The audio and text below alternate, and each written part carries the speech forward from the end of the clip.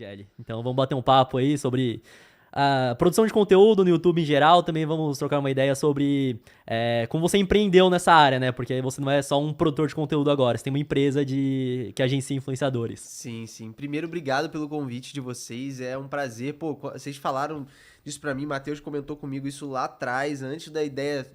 Quer dizer, quando a ideia surgiu, né? Antes de vocês executarem.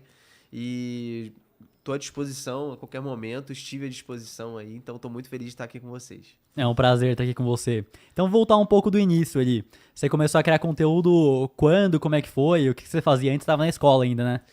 Cara, eu saí da escola, aí fiquei 6 meses sem fazer nada pra entrar na faculdade no segundo semestre, que eu só passei no segundo semestre. E aí eu comecei a jogar ali o Clash of Clans ainda, que, pô, a gente jogou muito, não sei vocês, mas eu jogo até hoje. Aham. E aí, nesse período, eu joguei muito Clash of Clans, tipo, muito mesmo. Eu fiquei 9 meses em casa, desde dezembro até agosto em casa. Então, 9 meses. E aí comecei a faculdade ali no primeiro semestre. Não curti muito o curso que eu tava fazendo, que era design lá no Rio de Janeiro. E aí eu comecei o canal. Aproveitei que minha mãe me deu um computador, porque eu não tinha computador até então. Aí, como eu tava com o computador e tava com a ideia já de criar o canal, mas eu precisava, pra gravar a tela do celular, eu precisava de um computador. Eu não era fácil igual hoje em dia, né? Você aperta Aham. REC ali, qualquer celular faz isso. Mas 9 anos atrás não era. E aí eu criei o canal e, cara, já comecei a postar vídeo 3, 4 vezes por semana aí direto, freneticamente. E quando que foi a virada que, pô, todo mundo cria um canal, não tem público, não tem ninguém pra assistir, é realmente mais complicado o começo? Quanto tempo que demorou pra você ver, ah, não, tem um público aqui me acompanhando, isso aqui tem é mais promissor? Cara, eu acho que é muito bacana, Renan, é que, assim, a perspectiva que eu tinha na época é muito diferente da perspectiva de quem começa hoje. Que já olha ali os influenciadores com 10, 20, 30 milhões de seguidores e fica achando que aquilo ali é uma coisa fácil, ou sei lá, acha que aquilo é a realidade. E na verdade, todo mundo começa com 0 seguidores, todos nós, né? Então eu comecei divulgando nos grupos do Facebook, na época era muito popular, grupo do Gordinho Clash, do Play Hard. Eu postava lá o vídeo com a thumbnail, eu descobri uma maneira do vídeo, do meu vídeo ranquear melhor dentro do grupo do Facebook. Eu percebi que postar a thumbnail ranqueava melhor do que simplesmente postar o link do vídeo, e todo mundo fazia isso. E aí minhas thumbnails pegavam muito like e aí as pessoas iam assistir. Muito like, eu digo, é 20, 30, né? Aham. E E eu, aí comecei a ter acesso a partir disso. e eu vejo que hoje em dia, por mais que já seja uma profissão ali, uma carreira que as pessoas conhecem, sabe, dá pra ganhar dinheiro. Então, hoje eu vejo que a pessoa que começa tem uma perspectiva. Não, eu sei que se der certo eu consigo isso, isso, aquilo. Naquela época não tinha isso.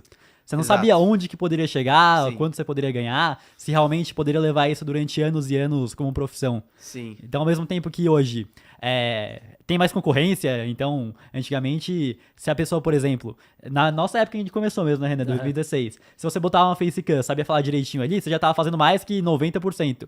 Hoje em dia, a barreira de entrada ali pra você fazer algo bacana é muito maior também, mas você sabe que tem uma carreira a trilhar ali, por isso que tem mais gente querendo fazer, certo?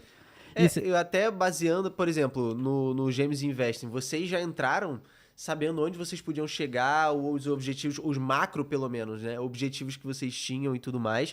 Que era uma coisa que quando vocês começaram lá atrás, fazendo Clash, eu duvido que vocês tinham essa perspectiva. exato, sim. Então, realmente, a gente começou o James Investing sabendo o que fazer pra ganhar dinheiro, né? Sim, Já no primeiro canal, que foi a mesma coisa do teu caso, a gente não sabia, tipo, sabia que existiam pessoas que ganhavam dinheiro, não fazíamos ideia de quanto que era e nem se daria pra gente chegar lá. exato. Outro ponto que a maior parte das pessoas comentam é sobre família, que não apoia, enfim. Como que Sim. foi a questão familiar quando você começou a gravar vídeo?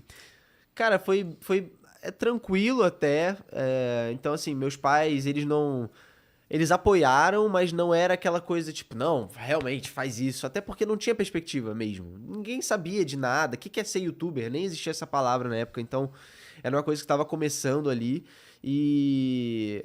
Assim, eles tentaram me proteger pra pensar imagina só, eu tô deixando de estudar pra fazer vídeo pra internet sem nenhuma perspectiva. E assim, cara, eu só realmente fui ganhar, por exemplo, mais de um salário mínimo de hoje depois de 15 meses de canal, tá ligado? Então, eu já tava com mais de 200 mil seguidores e ganhando 1.000 e poucos reais por mês ainda.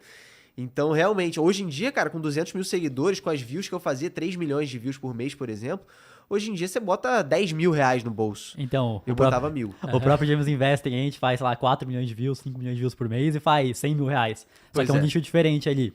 O CPM e o RPM naquela época era bem mais baixo mesmo. Sim, era absurdamente baixo, até comparando a época do Clash, por exemplo, que eu estourei muito, que naquele ano de 2017 foi o ano que eu mais fiz visualização, fiz 400 milhões. Eu até fui olhar esses dias quanto eu fiz de receita naquele ano. E naquele ano eu ganhei 388 mil reais com a AdSense.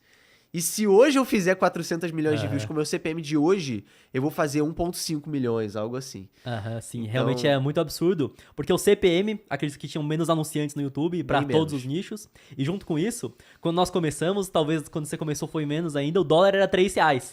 Ainda tem isso, o dólar é 3 e menos, e menos que 3 ainda. Então, isso ajudou muito, né? Com o tempo o dólar foi subindo, não que seja uma coisa boa, mas ajudou a gente a faturar mais, porque né, $1 vale mais em real, que é a nossa moeda super desvalorizada. Mas eu vejo também que o anunciante que anuncia no canal do Brasil aqui, no meu canal, no seu canal, de qualquer criador, é um anunciante brasileiro. Então, se o dólar sobe, ele vai ter que gastar mais dinheiro com o anúncio. Sim. Então, eu vejo que, mesmo se o dólar cair, por ele estar pagando mais barato $1, ele vai gastar mais dinheiro anunciando. Exato. Então, eu vejo que muita gente chega e fala o seguinte, que você vê pra caramba, não, porque eu crio conteúdo pro YouTube, eu ganho em dólar. Só que o AdSense você ganha em dólar, mas é meio que $1 em real ali, né? Porque o anunciante paga em real. Que é Tanto que completamente... o próprio CPM gringo ali dos americanos, você vai ver, é absurdamente maior que o do Brasil, que os Sim. caras lá realmente ganham em dólar e o CPM em dólar mesmo.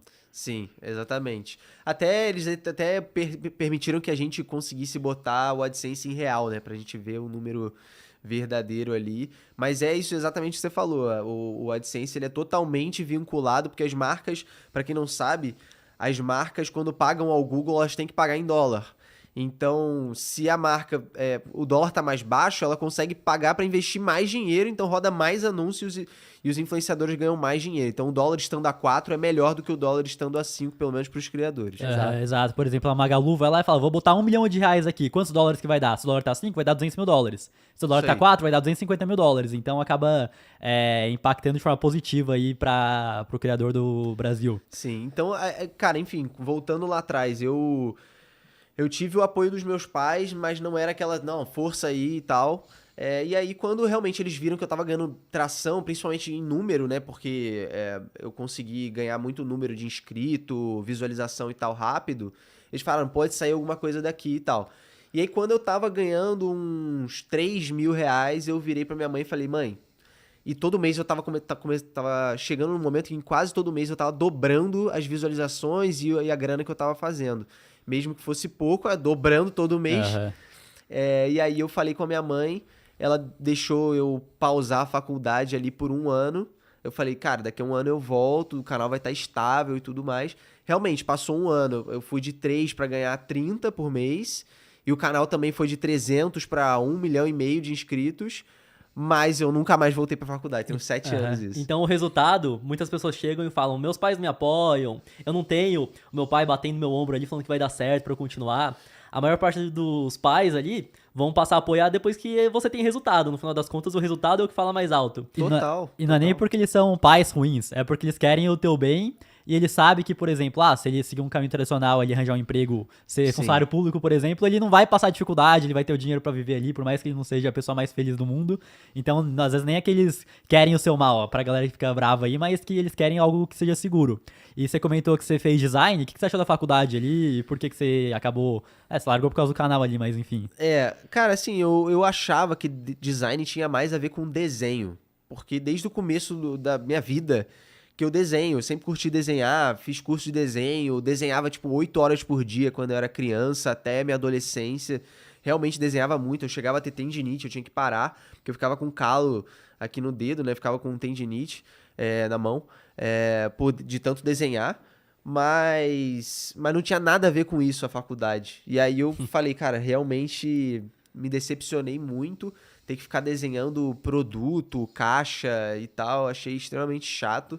E ainda bem que o canal deu certo, porque eu ia ser provavelmente uma pessoa extremamente triste hoje se eu Entendi. tivesse completado o curso. Aham. Então você era um cara muito mais criativo, que gostava mesmo de desenhar por... Era hobby, no caso, né? E você Sim. queria levar isso pro profissional e acabou Sim. não se encontrando. Até antes de entrar na faculdade, o que eu imaginava é que eu queria ser desenhista da Pixar. Eu queria ser desenhista da Disney. Era meu sonho, tá ligado? A vida inteira foi meu sonho esse.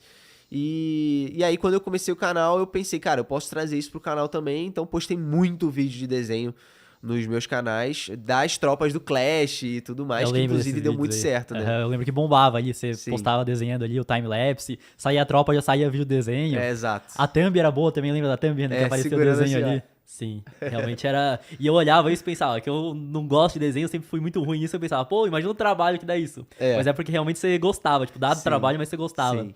Um ponto que, pelas pessoas que a gente já trouxe, a gente já conversou, todo mundo fala que, pô, atingiu sucesso, atingiu em pouco tempo, mas poucos falam do preço que eles pagaram pra conseguir esse resultado e ainda pouco tempo. Então, qual foi o preço que você pagou pra em pouco tempo conseguir crescer o seu canal, viralizar? O que você fez que os outros não fizeram pra chegar nesse resultado?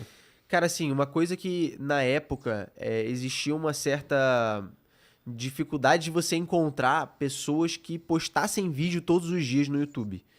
E quando eu comecei meu canal, eu tava muito feliz por ter 40 inscritos, sabe? Ter 50 inscritos, legitimamente, eu estava muito feliz. Tanto é que eu fiz um especial 50 inscritos, se você voltar aí no meu canal. Uns 15 vídeos depois do começo, tem lá o especial 50 inscritos.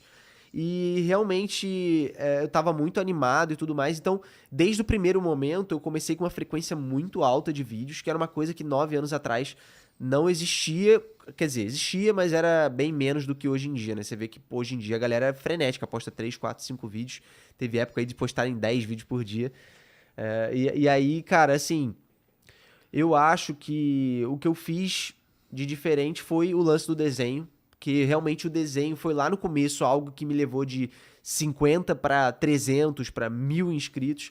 Então lá no começo eu comecei a intercalar. Quase todo dia eu postava um vídeo de desenho, porque os vídeos de desenho, as métricas eram absolutamente diferentes, tá? É importante dizer isso, porque não existia esse negócio de retenção, curva de retenção, nada disso existia. Mas então dava muito engajamento os vídeos de desenho. E aí o vídeo ranqueava, pegava mais visualização, mais até que as gameplays. Teve um momento, quando eu tava com uns 2.000 inscritos, 3.000 inscritos, isso com uns 3 meses de canal, mais ou menos, que eu comecei a postar mais gameplay do que desenho. Então eu intercalava 50-50, comecei a postar mais gameplay, e aí o canal deu uma boa crescida, assim, em 6 meses eu já tava com uns 50.000 inscritos. Eu jogava o jogo há mais tempo do que a maioria das pessoas, porque o jogo tava começando a bombar em 2014, 2015, e eu já jogava desde 2012, então eu já tava muito mais avançado do que as pessoas. Mas assim, cara, mesclar a faculdade com o canal, principalmente porque no mesmo ano que eu criei o GL Clash, eu criei o Gelones, que é meu canal secundário. Então eu postava 1 ou 2 vídeos por dia e ainda fazia faculdade. E eu não morava na cidade que eu fazia faculdade. Eu ficava durante a semana lá, e aí quando chegava o final de semana eu tinha que subir pra Petrópolis pra ficar com a minha família e tudo mais. Então, eu levava o meu PC, tipo, meu PC mesmo, o desktop na mala do carro, subia a serra, 5, 6 horas de viagem, e aí depois tinha que descer na segunda-feira, desinstalar tudo, instalar de novo. Comecei a dormir 3, 4 horas por noite só, em 2015, 2016, que eu tava fazendo junto com a faculdade. E aí, cara, era impressionante. Todo mundo que me conheceu na época, que me viu lá, era eu encostar assim, cara. Já sabiam, sabe? Já Eu chegava no pagava. ambiente que eu chegava, encostava e eu dormia. Porque eu tava sempre morrendo de cansaço.